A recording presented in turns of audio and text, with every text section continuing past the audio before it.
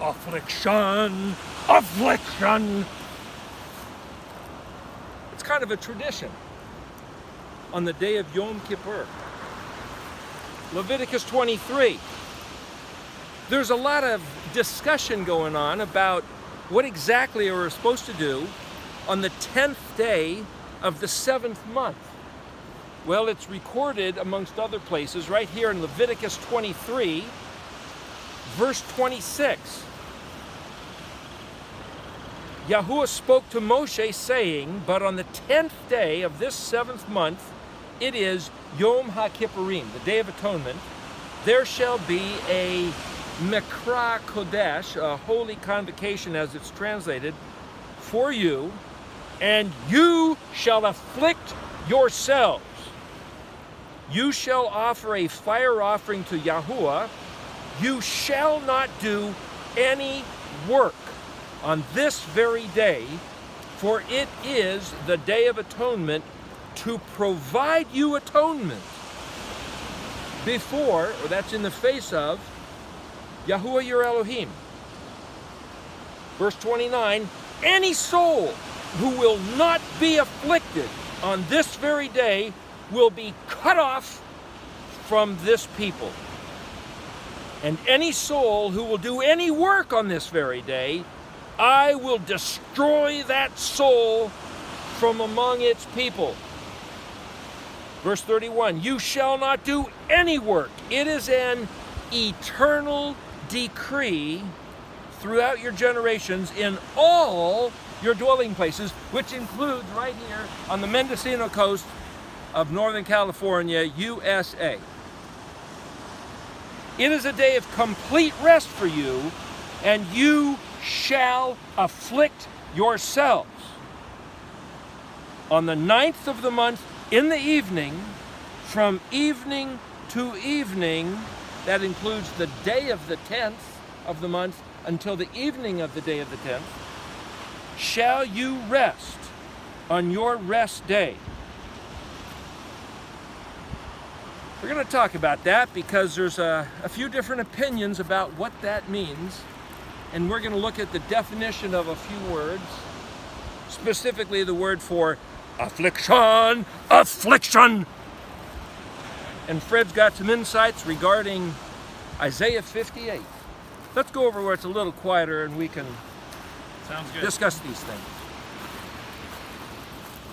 The thing is, the word affliction is the English word, and the only reckoning we have for what that means is what Brother Yehuda has been doing for the last, well, Moshe was 1500 BC. That's when this was written. It's now 2018. That means for about 3,500 years, the only track record of somebody trying to do this that we have anything to reference is the rabbinical model that Brother Yehuda has been keeping for centuries, but we don't even know where he picked that up. Maybe he picked it up in Babylon, maybe he picked it up scattered amongst the nations, but the point is, we don't know what we're supposed to be doing. There were 12 tribes. Joseph was split into two, Ephraim and Manasseh, so technically there's 13. Some people say the Ashkenazi are another thing, that's maybe 14. The point is, what are we supposed to do to make him happy? He says, you will afflict your souls on this very day for the sake of getting atonement. Getting atonement. But Yeshua died on the cross. Why didn't he say, you will afflict your souls on this very day until the Mashiach comes? That would have made it pretty simple. But it doesn't say that. It says forever. Now the word forever is leolam, and some people say that that word leolam doesn't mean forever. It means to the other side of the horizon that we can't see, the unknown time. Whenever the Messiah shows up is kind of the unknown time. So maybe it means only until the Messiah shows up shall you afflict yourselves on this very day. But the translations we have call this forever. Leolam. Va'ed means forever and ever. If he, Yahuwah, wants us, Israel, his people, to do what he said with a fervent heart, why did he make it so unclear? We're not trying to cause trouble, just so you know.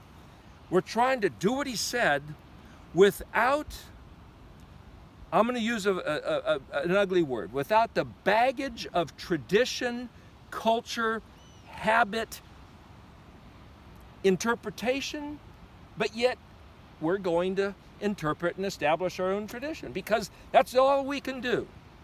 So just so for what it's worth, if anybody wants to disagree with what we're about to say, go ahead and disagree. If anybody wants to think that we are infidels, you go ahead and think we're infidels. We, with a true heart, are trying to figure out by the words that he gave us, written in Hebrew, what does he want us to do on the 7th month from the evening of the 9th day, 24 hours, until the evening of the 10th day. Thank you, Brother Yehuda, for keeping the regard of these matters through the centuries. Thank you to the rabbis for diligently pushing through all the adversity that you've encountered through the generations. But here we are to receive the baton, and I don't want to just run with a rabbinical order unless it's purely correct. But the question is, what does he tell us? The word spelled Ayin Nun Hey is the word translated affliction. If you look in the dictionary, the first order of translation into English, it says afflict, Ayin Nun Hey, humble, oppress, poverty, to be weighed down. But it also means to reply and give an answer. Somebody sends you a message and you respond. That's the same word. It also means to sing. The very last translation in the dictionary text means to fast. There's another word that means to fast, used elsewhere, but it's not this word, anah, Ayin Nun Hey. So, Ayin Nun Hey doesn't necessarily mean to fast. Now, if you fast, self-imposed, you are afflicting yourself. You are weakening yourself. You are burdening yourself with something that grates against your fleshly cravings, which is to be filled, to be satisfied with some food or water. And some people don't sleep. Some people don't even brush their teeth. They don't bathe. They don't do anything to cater to their personal comforts. I've heard it said that some people put on shirts that are made out of sackcloth or hair, horse hair, something that just drives you crazy, might as well go roll in these briars to afflict yourself. That's afflicting yourself. And that might be a very good thing to do at some occasion. But is the 9th evening of the 7th month the particular occasion that Yahuwah, our Elohim, has demanded under the penalty of death, and not only death in this life, but to be cut off, severed, and cast aside from being this people, his people? That almost sounds like it has more far-reaching ramifications into the next realm. This is serious business. As a matter of fact, this day is the most serious day in the entire calendar, and we're not messing around by trying to do this. I remember there was a fellow on the internet a couple years ago, and he came out on YouTube wearing a chicken hat. It was kind of a little bit of a farce.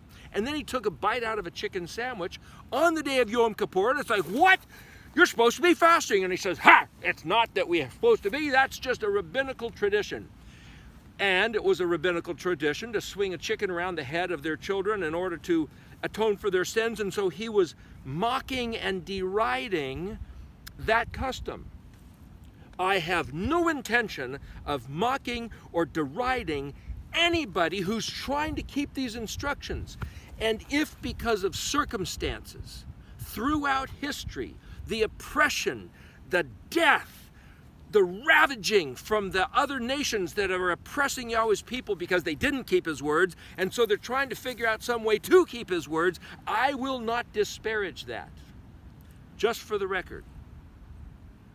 Now, that being the case, is it acceptable to eat food or drink water or to take a nap to comfort oneself on the day when you're supposed to afflict yourself?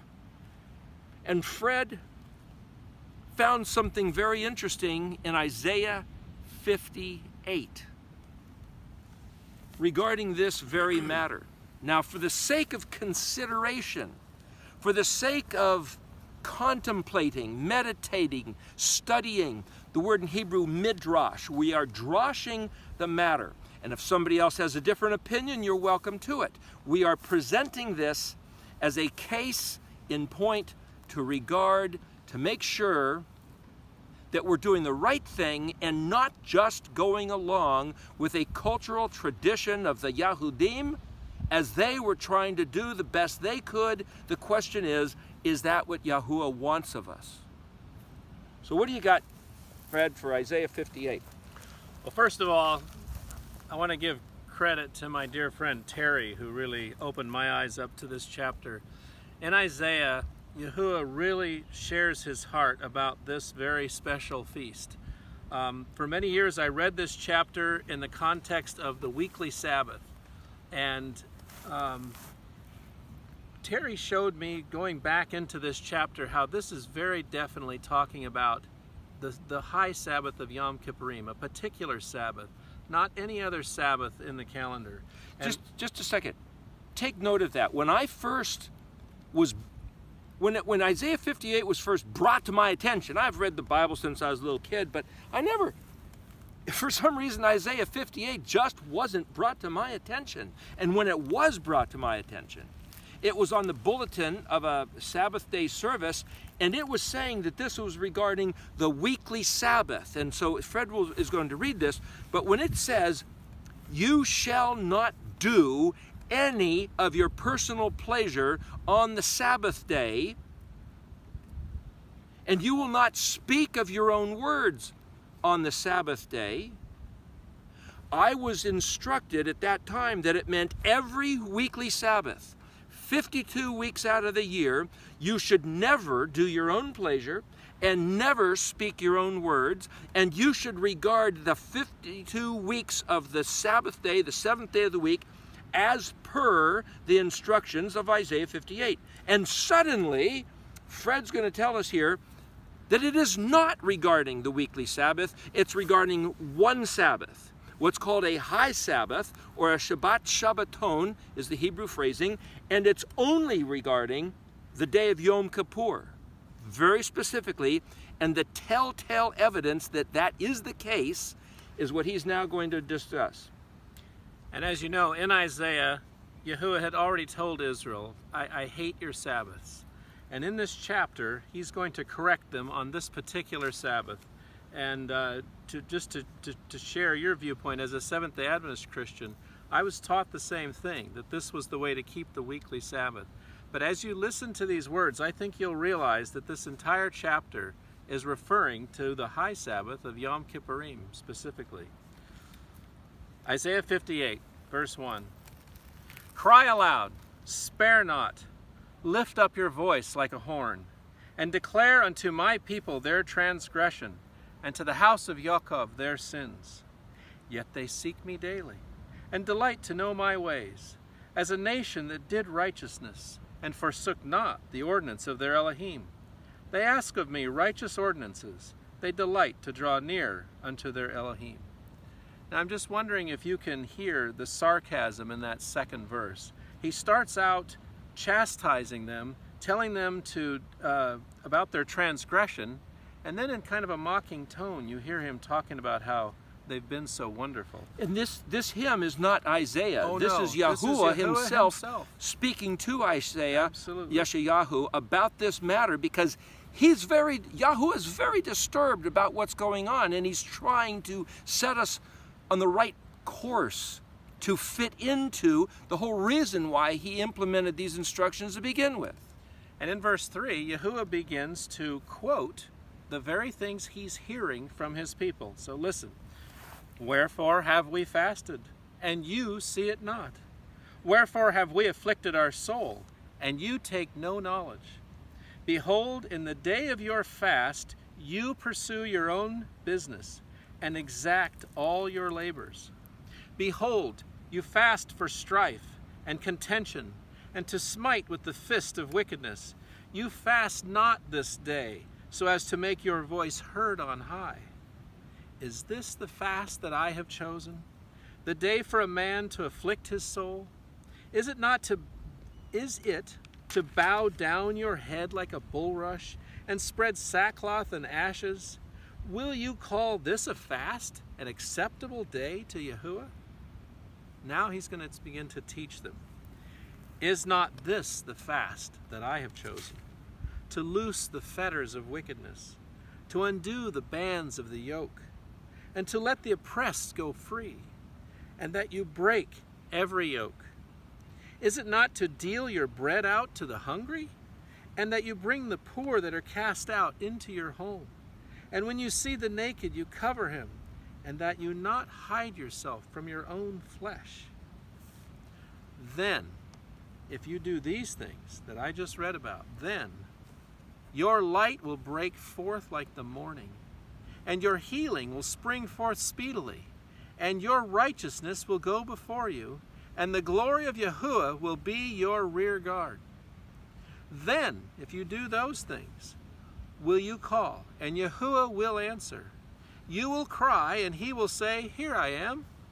And if you take away from the midst of you the yoke, the putting forth of the finger, the speaking of wickedness, and if you draw out your soul to the hungry, and satisfy the afflicted soul, then shall your light rise in darkness, and your gloom be as noonday. And Yahuwah will guide you continually, and satisfy your soul in drought, make strong your bones, and you will be like a watered garden, and like a spring of water, whose waters fail not. And if they that be of you shall build the old waste places, you shall raise up the foundations of many generations, and you shall be called the repairer of the breach, the restorer of paths to dwell in. If you turn away your foot because of the Sabbath of YOM Kippurim, from pursuing your business on my set-apart day, and call the Sabbath a delight, and set apart of Yahuwah, honorable, and honor it, not doing your wanton ways, or pursuing your own business, nor speaking thereof, then shall you delight yourself in Yahuwah, and I will make you ride upon the high places of the earth, and I will feed you with the heritage of Yaakov your father, for the mouth of Yahuwah has spoken it. You would take a note of a certain progression. Could you address that when he talks about the dark and the gloomy, and then how the sun rises, the morning, and then the brilliant noonday? Yeah, listen to the progression here from gloom into verse 8. He talks about your light breaking forth as the morning, the picture of the morning that we experience every day. And then in verse 10, he talks about your light rising in darkness and your gloom being as the noonday. So there's that progression of growing light from morning to noon as he blesses us with his presence and with his protection, with his healing. So the interesting thing is that the past couple years, we've taken to try to do the very list of things that Yahuwah just told us. What a concept. What did he say to do? Well, first of all, look at the evidence that this chapter is about Yom Kippurim. He's speaking about afflicting souls. Where else in Scripture did he ever instruct us to afflict our souls but on Yom Kippurim? You know, the Sabbath day was not implemented from the very beginning, the first week of creation, as an affliction to the soul. No, nothing but a blessing. It was a blessing for our restoration, for our rest, for our having a set-apart time to draw close to him. The Sabbath day general 52 weeks out of the year is not a day of affliction. That's the way it's been presented to us. In order to keep us away from it so that we wouldn't gain the benefits of it, so that we go, ooh, yuck, I don't want to do the Sabbath day. It was a tactic of our enemy to deprive us of all the blessings that were contained in it. But this day of affliction is the very wordage associated with YOM HaKippurim, the 9th evening to the 10th evening of the 7th month. So that's how we know this is talking about YOM HaKippurim. Absolutely. It's not the typical Sabbath day, but it's referred to as the Sabbath because the word Shabbat, spelled Shin Bet Tav, the word Shin Bet literally means to return. It means to sit. So the concept of the Sabbath day is you return back to your house and you sit down. There's not even an instruction that you have to go to meeting on Sabbath day. Sit in your house and take a nap. That's more like a good use of the Sabbath day. That's another matter, but I'm just saying that the word Sabbath doesn't necessarily mean the seventh day. It's the day of rest. He says, do not work, but then he says, as we said, some people wear scratchy shirts, that sackcloth, like wearing a shirt made out of a burlap bag, or rolling around in the briars to scratch yourself and be discomfited, to not wash so you feel yucky. That's afflicting yourself. But he says, is this the fast that I appointed? Really? You think that's what I'm about? That's what he's saying. What was that verse? Where are you saying that? Verse 3? Yeah, verse 3. Verse 4? Okay, so what do you got? What does he say that we're supposed to be doing? To loose the fetters of wickedness. How do you do that? So the purpose of afflicting our souls is not to mope around, to walk in sackcloth, to stare at the ground, to be miserable. The point of afflicting our soul was to be a blessing to the oppressed, to loose the fetters of wickedness, undo the bands of the yoke, let the oppressed go free, break every yoke, deal our bread to the hungry, bring the poor that are cast out into our homes, cover the naked, and not hide ourselves from our own flesh, which I take to mean to remember those that are suffering within our own families, within our own group. So if he's saying that that's what he expects us to do with this set-apart day, and he says later, don't even talk about your business. You know that paint job we're supposed to be doing? Don't talk about it that day. How about that car? How about that business deal we got with the other company? Don't even mention it. Forget all your own business concerns.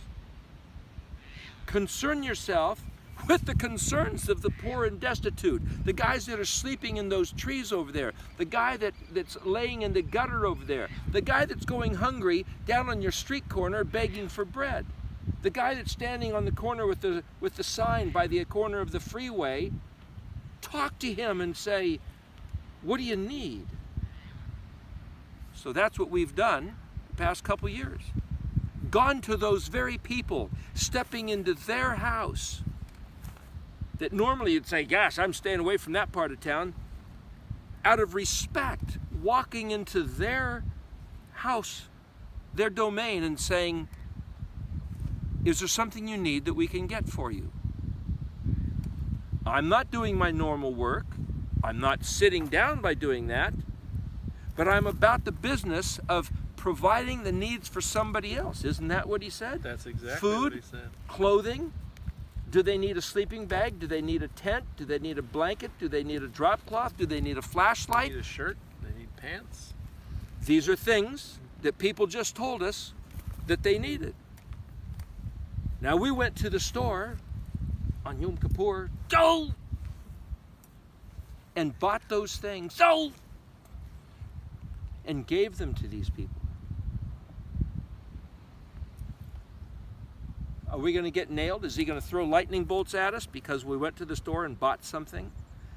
On that day, we drove in a vehicle, going from camp to camp to camp, all around that town in Sonora to help the people who were afflicted. You know that word wickedness, loose the bounds of wickedness. Wickedness. What is that wickedness? two words for wickedness. One is reshayin, and the other one is reshayin sheen, but it also means harm, calamity, some misery that's come upon you. And we met people going through exactly that. And was that experience a blessing to them? I'm sure it was, but I have They to said tell it you, was. I have to tell you, it was a blessing to us. This day of suffering, this day of affliction, was turned into a day of blessing, because by denying ourselves for a day and turning it to blessing others, we received the blessing. And as friend Terry pointed out, the greatest affliction was not, gee, I'm thirsty, or gee, I'm hungry. It was, no, money's falling out of my wallet. Yeah, that's right. Money out of our wallets went to others without a regard for how much. Well, there was a certain budget, but the point is, whatever they wanted, we went and got for them. There was one fellow who makes it his purpose to clean up the homeless camp, trimming some wild bushes for fire, picking up the trash, though he's scorned by the local law enforcement. So we got him a pair of pruners so that he could, he hurt his shoulder trying to, nobody even knows these guys are out there. Everybody, these bums, these riffraff. The guy is doing everything he can to make the place a better place for that little community living in the woods, drinking filthy water out of the stream, but that's the only water they have. So we brought them some water. If they asked for water, we brought water. One lady asked for some ice cream, so we brought her a thing of ice cream. It was maybe the only little taste treat that she could have for the entire year, but we offered to those who have been scorned and rejected, and maybe it's their own fault, maybe it's finances, maybe it's disease, I don't know, it doesn't matter. We weren't analyzing, and we weren't doing some kind of an inquisition to see whether they were deserving. They're human beings. Don't turn away yourself from your own flesh. Does that mean your own family, your own neighbors? Is this what Yahuwah says he wants us to do on Yom Kippur? Does he ever say, you better not drink something? Did I see you eat that chicken sandwich? Did you sleep when you were tired on this day? How dare you? He doesn't say that. What did he say? 3 verses here. Is this not the fast that I have chosen? Not the rabbis, not the preachers, not the Pope, Yahuwah himself. This is the fast. And we could look up that word if you want. Loose the fetters of, those are the chains, the handcuffs, the yoke, those are fetters of calamity, of misery. It's translated wickedness. To undo the bands of the yoke and let the oppressed go free. Break every yoke. Now, he doesn't go into any more details, but every yoke is every one that those people told us about. We didn't preach to them, but we told them why we were there. Told them it was the Day of Atonement. Told them it was Leviticus 23, Isaiah 58. We talked a little bit to a couple people, but it wasn't a matter of, here, I'll give you what you need if you're hungry, only if you listen to me preach. It wasn't about that.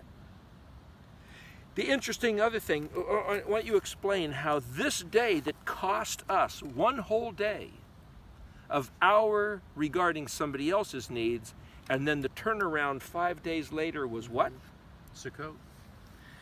I find it fascinating and typical of our Father that before blessing us with a feast in which he promises to enter among us and to dwell with us, and in which he tells us to just celebrate his goodness, to buy whatever our heart desires, to buy meat and strong drink and just have a beautiful celebration. Before entering that feast, he tells us in no uncertain terms to give of ourselves, of the blessings he has given us, to others, to the point of afflicting our souls, to the point of emptying our wallets, to give what we can to others, to make sure the needs of others are met.